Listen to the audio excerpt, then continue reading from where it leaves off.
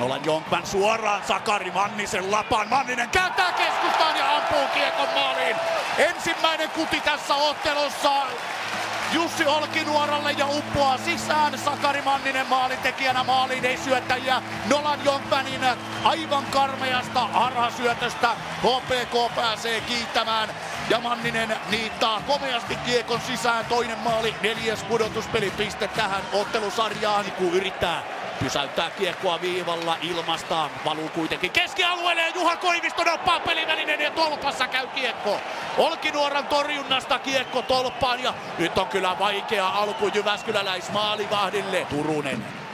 Manninen, Lehtivuori odottelee viivalla ja saa kiekon. Lehtivuori siirtää viereen ja samanlaisella kuviolla HPK teki maalin edellisessä pelissä. Ja Paajanen ei saa tästä jostain syystä sisään.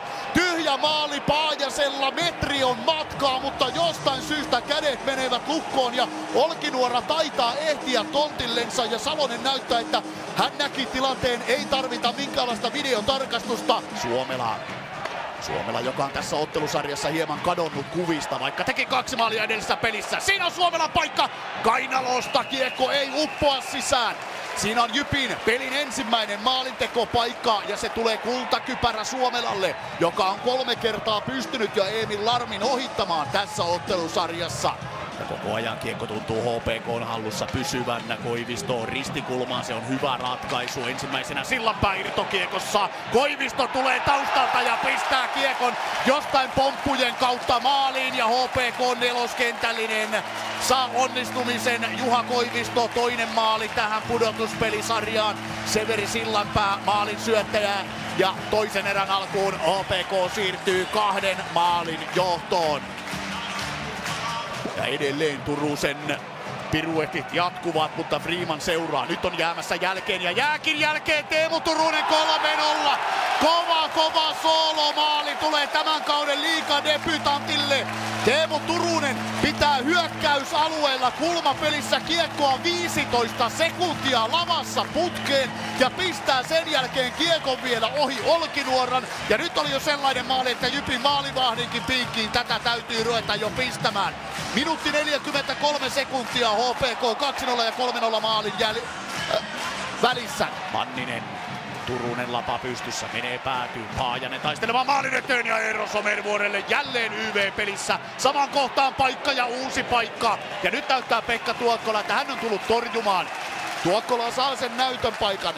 Mielestäni yllättävän paljon, vaikka Olkinuora on pelannut hyvin tässä sarjassa, niin oikeastaan vuorotellen Jypin maalivahdit pelasivat runkosarjassa. Turkulainen saa vähän osumaa ja sitten HPK on tulossa ja Uotilan ohi mennään. Teemu Turunen läpi ajossa ja Pekka Tuokkola edelleen näyttää, että hän on tullut torjumaan. HPK:lla jälleen loistava paikka, mutta maalivahdin vaihdon myötä Jypin maalivahtipelaaminen on aivan eri tasolla mitä ottelun alussa. Ja aloitusvoitto tulee hämeenlinnalaisille. Nyt pelin jännityksen kannalta toivoisi, että Jyp pystyisi kestämään tämän alivoiman. Manninen, Turunen takatolpille ja heti kiekko maalissa.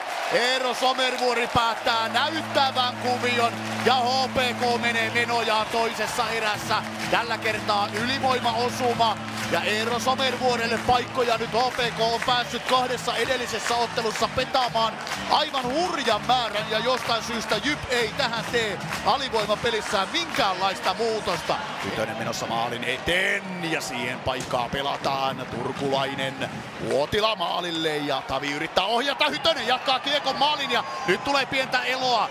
Äsken näytti ottelun ratkenneelta, kun pari minuuttia ennen toisen erän loppua HPK pistää kiekon maaliin. Mutta nyt Jyp tekee pukukoppimaalin. Toki edelleen 3 maalin ero. Ainoastaan 26 sekuntia jää tähteelle kakkoserä ja tämä tekee pelin kannalta hyvää. Suomela viivan kautta, Niku ampuu ja maskia löytyy ja kiekko on maalissa lopulta. Jyp kaventaa, 5 minuuttia jää peliaikaa jäljelle. Joonas Nättinen ilman maalivahtia. Jyp ottaa hyvissä ajoin veskarin pois ja ainakin kavennusmaalin se tuottaa. 55-06 kokonaispeliaika. Pekka Tuokkola palaa takaisin tietysti maalille. Joonas Nättinen pääsee irtokiekon pistämään reppuun. Paajanen aloituksen voittaa, maali tyhjänä, Nikkilä lähettää kiekon maaliin ja 5-2 tulee todennäköisesti olemaan tämän ottelun lopputulos. Petteri Nikkilä. Loppulukemat tänään Hämeenlinnassa 5-2 ja sarja saa huomenna arvoisensa päätöksen Jyväskylässä.